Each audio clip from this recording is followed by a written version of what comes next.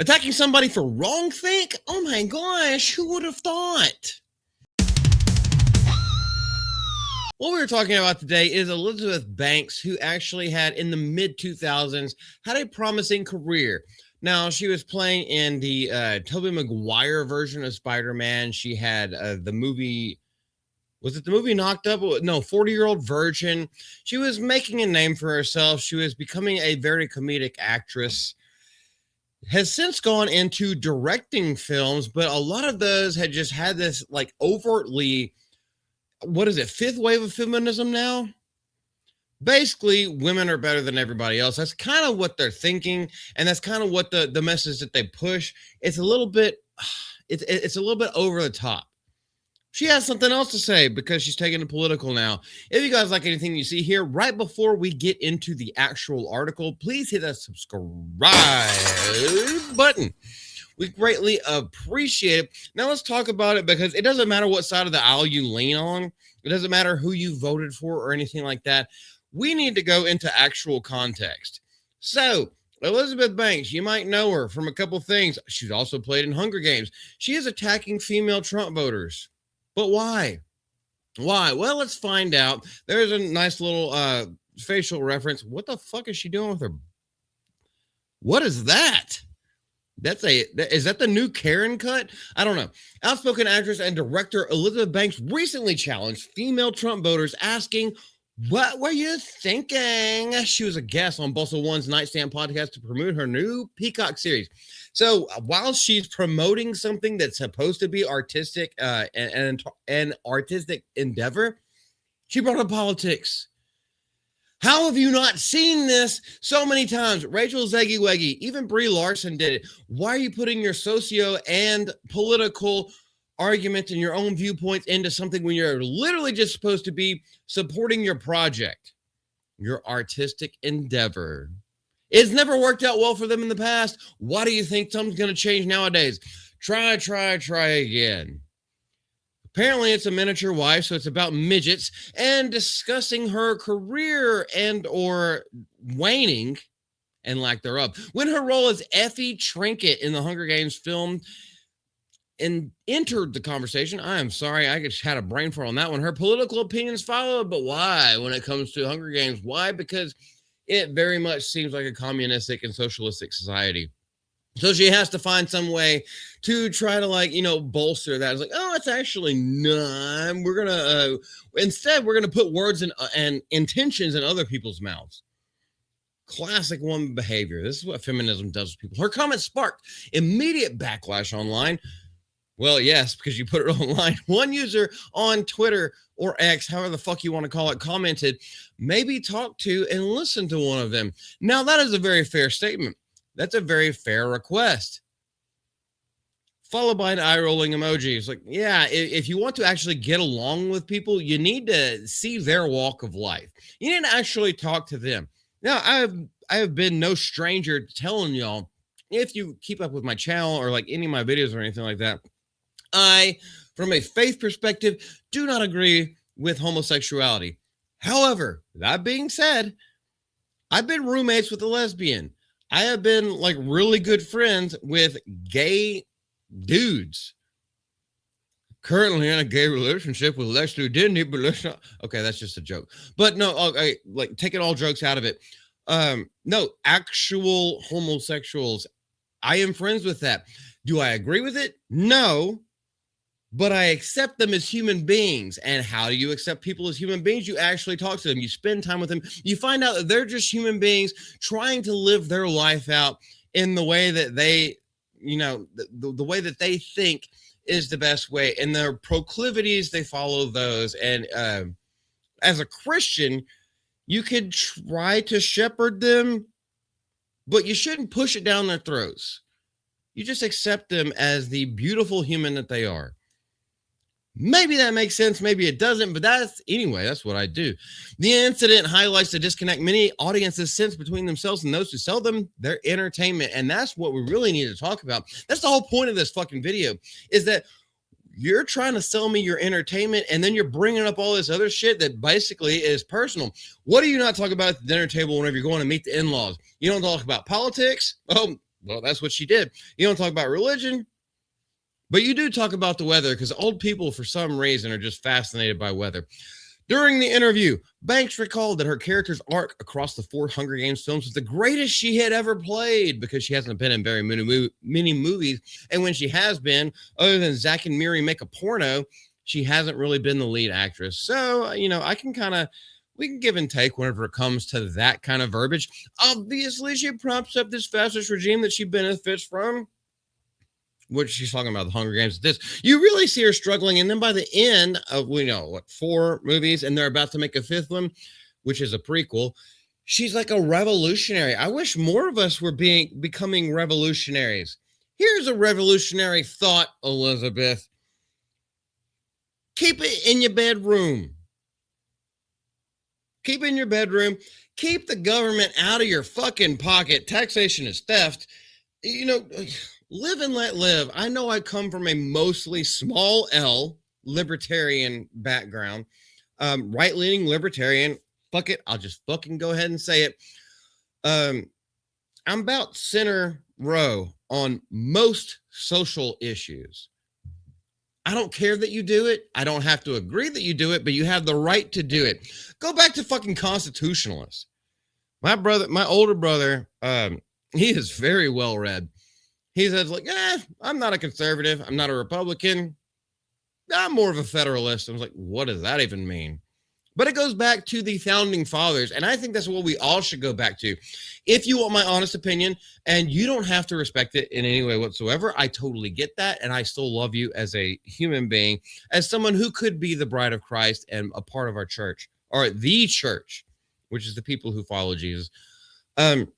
We don't necessarily have to agree on everything. And that's all of our friends. If you agree with someone 100% of the time, those are not your friends. Those are Mr. Mimes.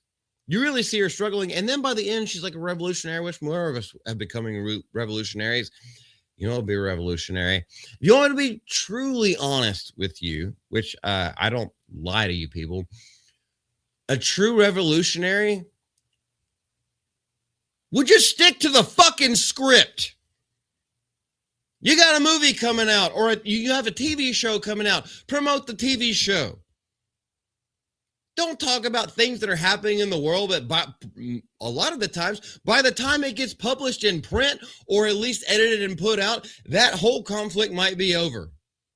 And you don't know what the fuck you talked about. You don't know all of the things that are the inner gears that are working behind the scenes. You don't know any of that shit. What you are doing a lot of the time is just parroting things out that have been told to you. And it got your panties in a little crumple. And so now you feel like you need to be a mouthpiece for people. That's not how this fucking shit works. You're a fucking entertainer. You are a paid clown. In so many words. So just fucking do it. Make your money. Go the fuck home. Shut up. Go raise a fucking family. Go be something better in your community. Go give back. Effie is the model, guys. I don't understand 53% of white ladies that didn't vote for Kamala. What were you thinking? Well, they probably were thinking. If you want to be honest, they probably were actually thinking for themselves instead of dancing around and getting drunk all the time. Also, if Effie is the model, then I think that means every woman should be a vampire, which they are emotional vampires already. Yes, that is a joke. But, I mean, come on. Look at the visage of what you're saying. Look at how it comes on topical levels. You're not smarter than the next person. You're not smarter than the next person who might even be homeless and you open the door for them at a gas station. It's just they had a bad lot in life because they made bad decisions. Now you're making bad decisions and instead impeding on other people's walks of life. Goodness gracious. Well, her words and tone were not overtly hostile. No, I didn't say they were. And this, what is this? Trevor Denning, I think, wrote this article. He's not saying the same thing either. It wasn't overtly hostile. It was just, why are we talking about it? Many critics view them as dismissive. Now, Elizabeth is asking why a certain demographic would vote for Trump, but is she listening to the answer? And that is the true question, and that's why I'm making this video. Additionally, her remarks can be framed as condescending. Yes, they could be. I agree, but I think in every conversation you should have a devil's advocate, because just because you think it and just because you've convinced yourself that you're correct does not necessarily mean that you're correct in all aspects of anything. Implying that women should vote based on identity rather than personal beliefs. Oh my gosh. Let's see if there's any more of this article. In 2019, Banks directed a reboot of Charlie's Angels that was with Kristen Stewart and a couple of unknowns. It was absolutely terrible. It was a flop, and she went out and promoted it as pure female empowerment. We've talked about this on this channel so many times. It's like, yeah, there's a thing as suspension of belief whenever it comes to films and TV shows and stories that you're trying to tell, as long as there a backbone to the actual characters that you're portraying on screen. But a lot of people, and because it's been done for so long in the last 15 years, the suspension of belief is completely shattered, because you have Charlize Theron in high heels with Atomic Blonde kicking 250-pound muscly, burly henchmen to the ground with one kick to the chest. It's like, you do realize on a man, that's our, as a fucking man, XY chromosomes, that's our center of gravity. You're not going to do anything you hit me in the chest. I'm just going to be like, and as I swing back, you know what I'm doing? I'm propelling motion physics. You know, you want to say every action has an equal and opposite reaction. It's like, yeah, you hit me in my center of gravity. Now I'm going to punch you harder, because that's just like the knee-jerk reaction. Now, sometimes it's fun and, dumb fun, but when you take it too seriously, and especially whenever you try to promote things in that way, that gets us female empowerment and they can kick the shit out of these triads. No, you can't. You can't. You're taking yourself too seriously. Now, if it was slapstick humor like Jackie Chan does, yeah, we all know that his choreography in a real fight wouldn't work. But then he also has the knowledge to be like, I need to make it fun and engaging. Also, he could still kick your ass if he wanted to. He just wants to make it entertaining. He doesn't talk about fucking political shit. $8.6 million in its opening weekend against a $48 million budget. Golly, I do not. Okay, I shouldn't say that. Afterward, she said, there was a story around Charlie's Angels that I was creating some feminist manifesto. I was just making an action movie. Negative. Except you actually fucking said it in multiple different interviews that you wanted girl bosses. Okay, this is paraphrase, but you wanted girl bosses to make a resurgence. You wanted to show feminism.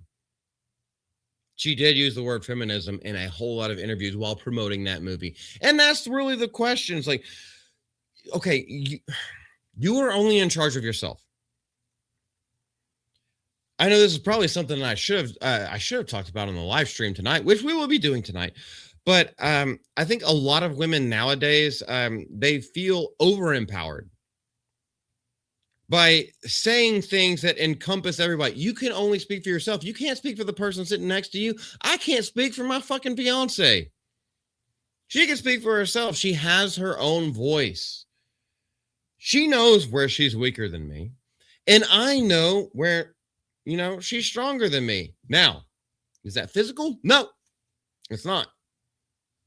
But sometimes she's stronger than me emotionally, and I'm stronger than her physically and sometimes psychologically. And then that's kind of how men and women mesh together. But you can't speak for any other person. That's why you don't marry the first bitch that you fuck.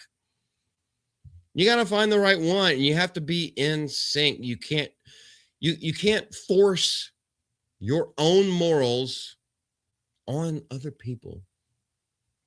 I don't know why this has to be said, but apparently it does, because Hollywood, be like that sometimes. Anyway, if you guys have anything to say, leave it down in the comment section below. I know this went a little bit longer, but I would apologize for that, but fuck you. Also, I love you. This is Multi from Mouth and Multi. We love you. And when I say we, it's because of my multiple personality syndrome. We'll see you tonight live, 7:45 to 7:50 Central Standard Time on this channel. We'll be going live with the regular panel plus the Beast, our Hawaiian brother. Hail the 199. We will catch you in a couple hours.